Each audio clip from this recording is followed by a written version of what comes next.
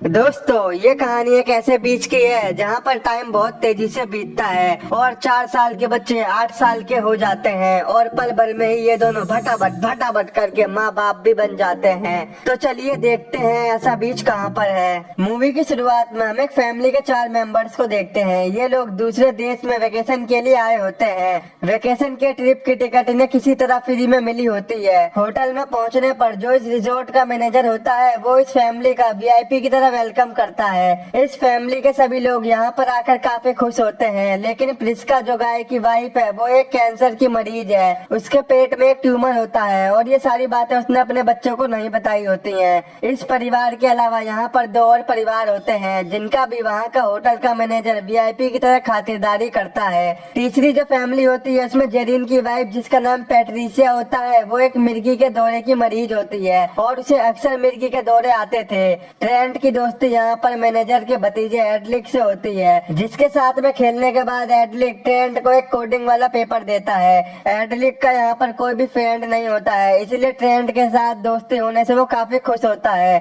अगले दिन वो मैनेजर इन सभी फैमिली वालों को मजे कराने के लिए बीच पर जाने का प्लान बनाता है और वो इन्हें बताता है कि इस बीच पर कुछ ही लोग जाते हैं जो हमारे लिए खास होते हैं या फिर वो VIPs होते हैं। ये सुनकर वो सभी काफी ज्यादा एक्साइटेड हो जाते हैं और अगले ही दिन बीच पर जाने के लिए निकल जाते हैं। इनके साथ ही एक और फैमिली होती है और ये सभी जल्दी वहाँ पर पहुँच जाते हैं। बस का ड्राइवर बस को मंजिल से पहले ही रोककर उनको बीच का रास्ता बताकर वहाँ से चला जाता है। अब ये सभी थोड़ा बहुत चलकर आखिरकार बीच पर पहुँच जाते हैं। ये बीच काफी मस्त और शानदार होता है और सभी बच्चे यहाँ पर खेलना और मौज मस्ती करना शुरू कर देते हैं। दूसरी फैमिली में जॉन और उसकी वाइफ क्रिस्टल और उनकी बेटी कैरा होती है। कैरा ट्रेंट और मैडॉक्स के साथ खेलने लगती है। खेलते समय बच्चों को इस बीच पर कुछ पुराने सामान पड़े हुए मिलते हैं। ऐसा लगता है कि पहले जो फैमिलीज यहाँ पर आई थी वो अपने सामान को ले जाना भूल गई थी। ट्रेंट हाइड एंड सीक खेलते समय पानी के अंदर छिपा होता है तो उसको वहाँ पर एक लड़की की लाश दिखती है, जिससे वो डर जाता है और चिल्ला के अपनी मॉम के पास जाता है।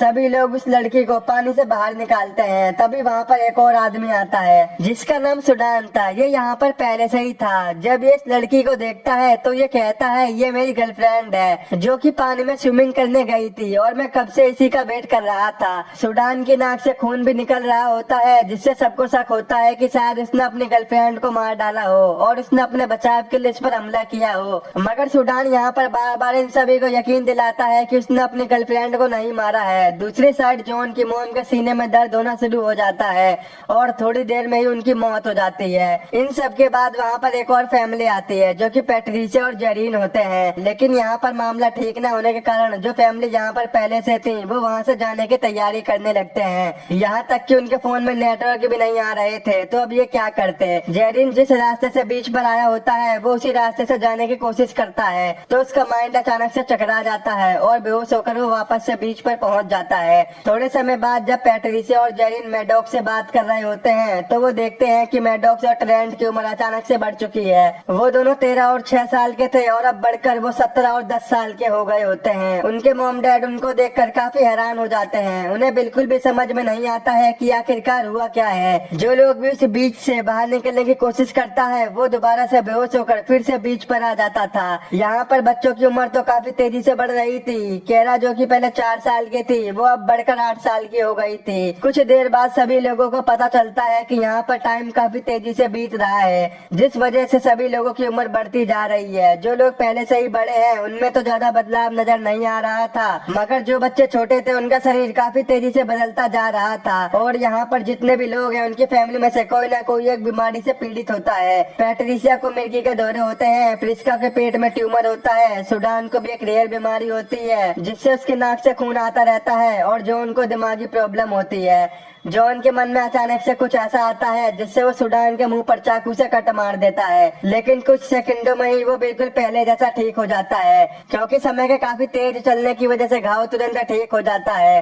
वहीं प्रिस्का का ट्यूमर भी टाइम के साथ बढ़ता जा रहा था, जिससे उसके पेट में दर्द होना शुरू हो जाता है और देखते ही देखते वो बेहोश हो जाती है। प्रिस्का को बचाने के लिए उसके पेट से ट्यूमर को बाहर निकालना जरूरी था, इसीलिए गाय बिना देरी किए प्रिस्का के पेट से ट्यूमर निकालने का फैसला करता है। जॉन अपने चाकू चाकू की मदद से प्रिस्का के पेट पर कट मारता है, लेकिन वो 1 सेकंड से पहले ही ठीक हो जाता है। इसीलिए वो सभी एक आइडिया लगाते हैं कि एक तरफ हम लोगों के कट मारने के बाद हमें उसे खोल के रखना होगा। अब कट मारने के बाद में वो एक खरबूजा जितना ट्यूमर उसके पेट से बाहर निकाल लेते हैं और जरा सी देर में ही प्रिस्का ठीक हो जाती है। सुडान की गर्लफ्रेंड के मरने के बाद उसे एक कपड़े से ढक दिया गया था। जब सुडान उसे देखने जाता है तो वो तुरंत डर जाता है, क्योंकि अब उसकी केवल हड्डियां ही बची हुई थी। उसकी पूरी बॉडी डिकम्पोज हो चुकी थी। ये देखकर सब लोगों के होश उड़ जाते हैं। दूसरी तरफ एक टेंट में ट्रेंट और केरा एक साथ लेटे होते हैं। वो अब और भी बड़े हो चुके होते हैं। उनके शरीर के अंदर के हार्मोन्स भी चेंज हो रहे थे, जिसके बाद वो दोनों भटाभट कर लेते हैं। पर इन्हें कुछ भी नहीं पता होता और जैसे ही ये दोनों बाहर आते हैं तो केरा प्रेग्नेंट हो जाती है।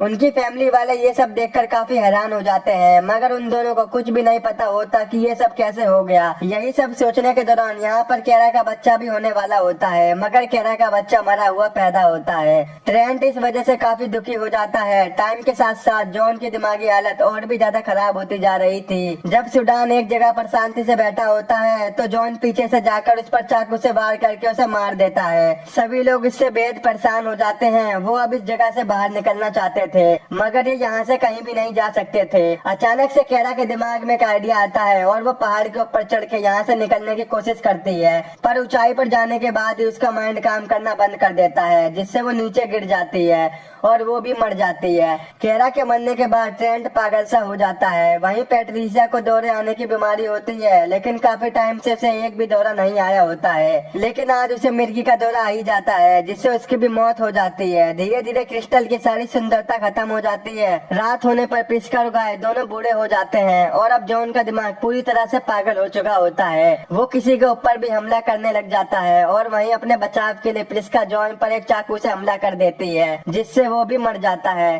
सभी लोगों के मर जाने के बाद बस अब एक ही फैमिली जिंदा बच पाती है, लेकिन टाइम का इतनी तेजी से चलने की वजह से प्रिस्का और गाय की भी मौत हो जाती है और अब सिर्फ यहाँ पर ट्रेंट और मैडॉक्स ही बचे होते हैं। अगले दिन हम देखते हैं कि ट्रेंट और मैडॉक्स अब पूरी तरह से जवान हो गए थे।